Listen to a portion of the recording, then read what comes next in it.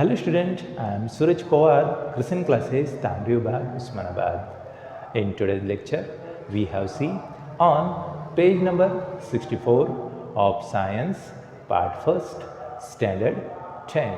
Let us see the point present on page number 64 is anomalous behavior of water. विद्यार्थी मित्रांनो, आज आपण page क्रमांक 64 विज्ञान भाग 1 इयत्ता 10वीचा ॲनॉमलियस बिहेवियर ऑफ वॉटर हा पॉईंट पाहणार आहोत. Let us see the anomalous behaviour of water. विद्यार्थी मित्रांनो, ॲनॉमलियस बिहेवियर ऑफ वॉटर म्हणजेच पाण्याचं असंगत आचरण. तर विद्यार्थी मित्रांनो, पाण्याचं असंगत आचरण म्हणजे नेमकं काय? तर पाण्याचं असंगत आचरण म्हणजे दुसरं तिसरं काही नसून पाणी हे इतर लिक्विडप्रमाणे, इतर पदार्थाप्रमाणे बिहेव करत नाही, वागत नाही. म्हणूनच त्याला पाण्याचं असंगत आचरण म्हणजेच पाण्याचं ॲनॉमलियस बिहेवियर ऑफ वॉटर असं म्हटलं जातं. उदाहरणार्थ जर घ्यायचं झालं तर कोणताही लिक्विड पदार्थ जेव्हा आपण हीट करतो तेव्हा तो लिक्विड पदार्थ एक्सपांड होतो म्हणजे प्रसरण पावतो. कोणताही लिक्विड पदार्थ घ्या किंवा सॉलिड घ्या, त्या लिक्विडला किंवा सॉलिडला जेव्हा आपण हीट करतो, उष्णता देतो, तेव्हा तो एक्सपांड होतो म्हणजे प्रसरण पावतो. तर दुसऱ्या बाजूला त्याच लिक्विडला किंवा सॉलिडला जेव्हा आपण कूल करतो म्हणजे थंड करतो, त्यावेळेस तो कॉन्ट्रास्ट होतो म्हणजे आकुंचन पावतो. तर विद्यार्थी मित्रांनो, इथे एक्सपांड आणि कॉन्ट्रास्ट ह्या दोन विरुद्ध बाजू आहेत. एक्सपांड म्हणजे प्रसरण पावणे. प्रसरण कधी पावतं? प्रसरण पावणं म्हणजे थोडक्यात त्याचं आकारमान वाढतं. आणि कॉन्ट्रास्ट होतं म्हणजे त्याचं थोडक्यात आकारमान कमी होतं. हे कोणत्याही लिक्विड किंवा सॉलिड पदार्थाच्या बाबतीत हे घडतं. जेव्हा आपण हीट देतो तेव्हा कोणताही लिक्विड किंवा सॉलिड पदार्थ एक्सपांड होतो म्हणजे त्याचं आकारमान वाढतं. तर कोणताही लिक्विड किंवा सॉलिड पदार्थाला जेव्हा आपण कूल करतो म्हणजे थंड करतो तेव्हा तो कॉन्ट्रास्ट होतो म्हणजे त्याचं आकारमान कमी होतं. हे झालं सर्वसाधारण लिक्विड आणि सॉलिड पदार्थाच्या बाबतीत. पण पाणी असं वागत नाही. पाण्याला जेव्हा आपण हीट करतो तेव्हा ते एक्सपांड व्हायला हवं, पण पाणी एक्सपांड न होता कॉन्ट्रास्ट होतं म्हणजे विरुद्ध वागतं. पाण्याला हीट केलं की इतर लिक्विडप्रमाणे ते पण एक्सपांड व्हायला हवं, त्याचं आकारमान वाढायला हवं, पण तसं होत नाही, तर ते कॉन्ट्रास्ट होतं म्हणजे आकुंचन पावतं. तर जेव्हा पाण्याला आपण कूल करतो तेव्हा इतर लिक्विडप्रमाणे ते कॉन्ट्रास्ट व्हायला पाहिजे, त्याचं आकारमान कमी व्हायला पाहिजे, पण त्या ठिकाणी पाणी प्रसरण पावतं म्हणजे विरुद्ध वागतं पाणी. सर्वसाधारण लिक्विड हीट केल्यानंतर एक्सपांड होतात, तर पाणी काय होतं? कॉन्ट्रास्ट होतं. तर दुसऱ्या ठिकाणी सर्वसाधारण लिक्विडला कूल केलं असता ते कॉन्ट्रास्ट होतात, त्या ठिकाणी पाणी एक्सपांड पावतं म्हणजे आकारमान वाढतं. तर हे आहे पाण्याचं असंगत आचरण. म्हणूनच त्याला म्हटलेलं आहे ॲनॉमलियस बिहेवियर ऑफ वॉटर. विद्यार्थी मित्रांनो, मला वाटतंय तुम्हाला ॲनॉमलियस बिहेवियर ऑफ वॉटर हा पॉईंट काय आहे याची थोडीशी कल्पना आली असावी. चला तर पाहूया डेफिनेशन. ॲनॉमलियस बिहेवियर ऑफ वॉटरची डेफिनेशन आहे, if we heat water from 0 degree Celsius up to 4 degree Celsius, it contract instead of expanding at 4 degrees Celsius, its volume is minimum. विद्यार्थी मित्रांनो, इथे पहा, जेव्हा आपण हीट करतो पाण्याला 0 डिग्री सेल्सियसपासून 4 डिग्री सेल्सियसपर्यंत, तेव्हा ते आकुंचन पावतं प्रसरण होण्याच्या ठिकाणी. म्हणजे सर्वसाधारण लिक्विडला हीट केल्यावर एक्सपांड होतं आहे, पण जेव्हा आपण वॉटरला हीट करतो आहे 0 डिग्री सेल्सिअसपासून 4 डिग्री सेल्सिअसपर्यंत, तेव्हा ते कॉन्ट्रास्ट व्हायला लागले, आकुंचन पावायले एक्सपांड प्रसरण होण्याच्या ठिकाणी. परिणामी 4 डिग्री सेल्सिअस या तापमानाला पाण्याचं आकारमान म्हणजेच व्हॉल्यूम हे मिनिमम असतं, कमीत कमी असतं. कशामुळे? कॉन्ट्रॅक्शनमुळे, आकुंचन पावल्यामुळे. विद्यार्थी मित्रांनो, तुम्हाला इथे कळालं असेल की जेव्हा आपण पाण्याला हीट करतो 0 डिग्री सेल्सिअसपासून 4 डिग्री सेल्सिअस या तापमानापर्यंत, तर ते कॉन्ट्रॅक्ट होतं एक्सपांड होण्याच्या ठिकाणी. कारण की आपला सर्वसाधारण नियम आहे, हीट दिली म्हणजे टेम्परेचर वाढलं, आणि टेम्परेचर वाढलं की आकारमान वाढलं, म्हणजेच ते एक्सपांड झालं आहे.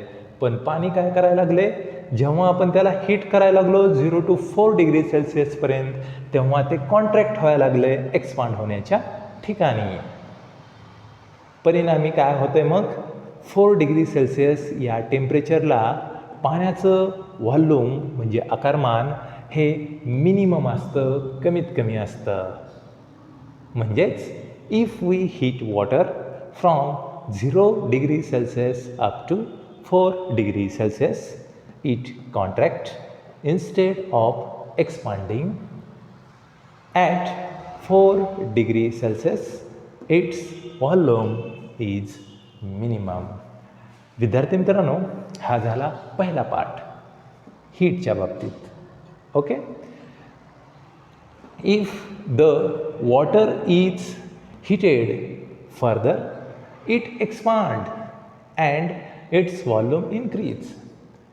आता वॉटरचं टेम्परेचर 4 डिग्री सेल्सिअस एवढा आहे. ओके. आता आपण वॉटरला पुढे हीट करत गेलो तेव्हा त्याचं टेम्परेचर वाढणार, परिणामी ते एक्सपांड होणार आणि त्याचं व्हॉल्यूम वाढत जाणार. म्हणजे 0 to 4 डिग्री सेल्सिअसपर्यंत जेव्हा टेम्परेचर वाढतं तेव्हा पाणी हे कॉन्ट्रॅक्ट होतं एक्सपांड होण्याच्या ठिकाणी. परिणामी 4 डिग्री सेल्सिअसला पाण्याचं व्हॉल्यूम म्हणजे आकारमान हे मिनिमम असतं, कमीत कमी असतं.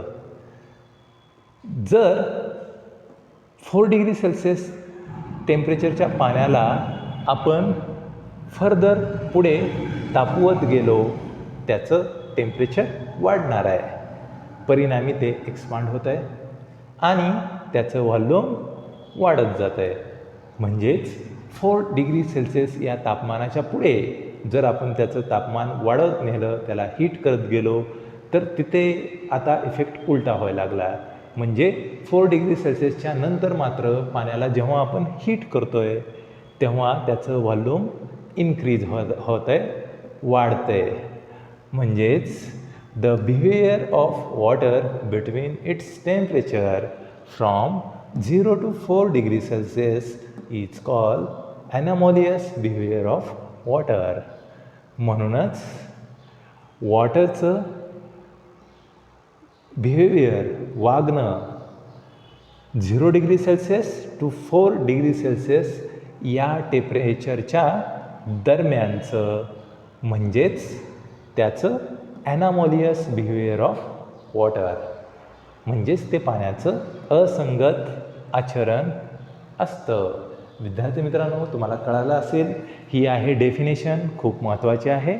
ॲनॉमलियस बिहेवियर ऑफ वॉटर थोडक्यात काय तर डेफिनेशन अशी आहे की जर आपण पाण्याला हीट केलं 0 डिग्री सेल्सिअसपासून 4 डिग्री सेल्सिअसपर्यंत, तेव्हा ते कॉन्ट्रॅक्ट होतं एक्सपांड होण्याच्या ठिकाणी, आणि 4 डिग्री सेल्सिअस या टेम्परेचरला त्याचं व्हॉल्यूम हे कमीत कमी असतं, मिनिमम असतं.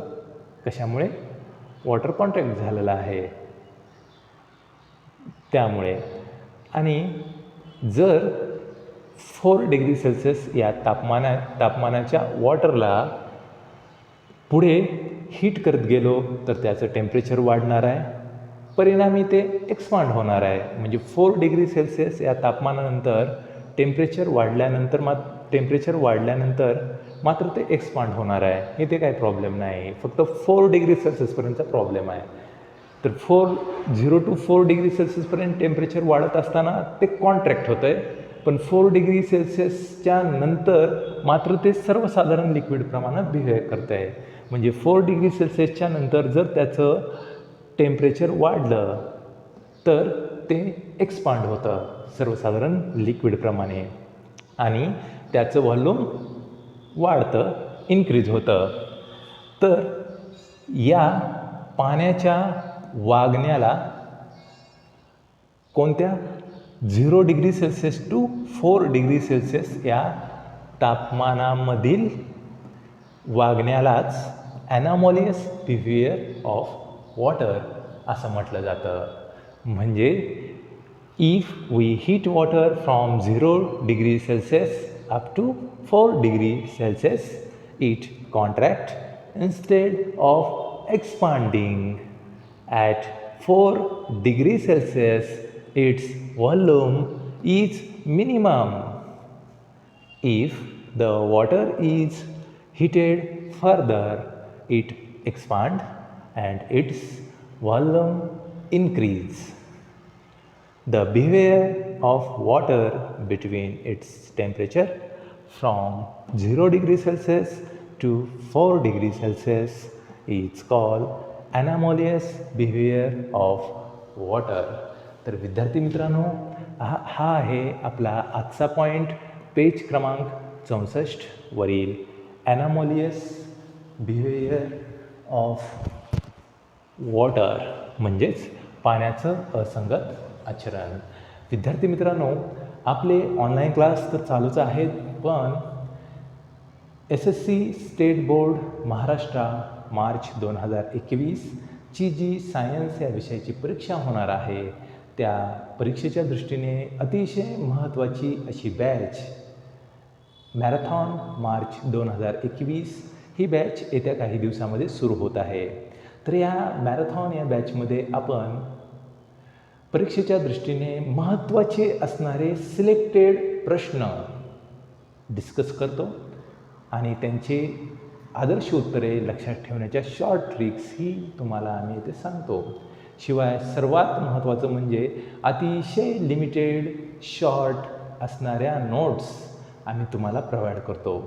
तुम्ही एवढ्या नोट्स केल्या, लेक्चर्स अटेंड केले, तुम्हाला 90च्या पुढे सहज मार्क मिळतील.